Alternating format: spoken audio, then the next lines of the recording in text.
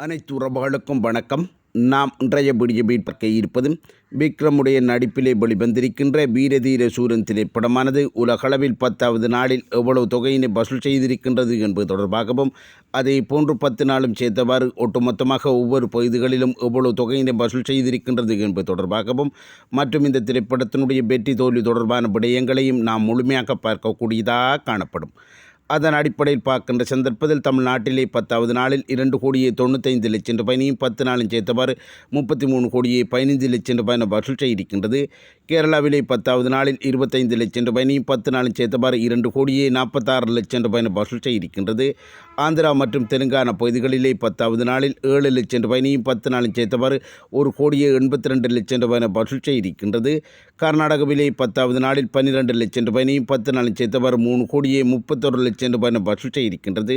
வட இந்தியாவிலே 10வது நாளில் 3,00,000 ரூபாயினையும் 10 நாளும் சேர்த்தவாறு 60,00,000 ரூபாயினை வசூல் செய்திருக்கின்றது. இந்திய அளவில் 10வது நாளில் 3,42,00,000 ரூபாயினையும் 10 நாளும் சேர்த்தவாறு 41,34,00,000 ரூபாயினை வசூல் செய்திருக்கின்றது. வெளிநாடுகளிலே 10வது நாளில் 1,10,00,000 ரூபாயினையும் 10 நாளும் சேர்த்தவாறு 12,95,00,000 ரூபாயினை வசூல் செய்திருக்கின்றது.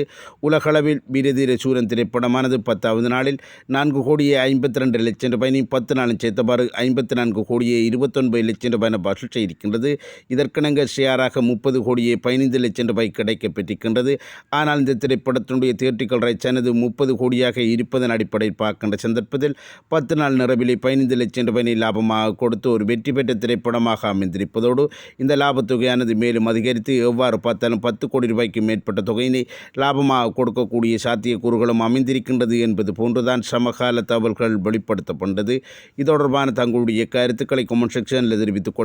மற்றும் வீடியோக்கு லைக் பண்ணுங்க, கமெண்ட் பண்ணுங்கள். நன்றி, வணக்கம்.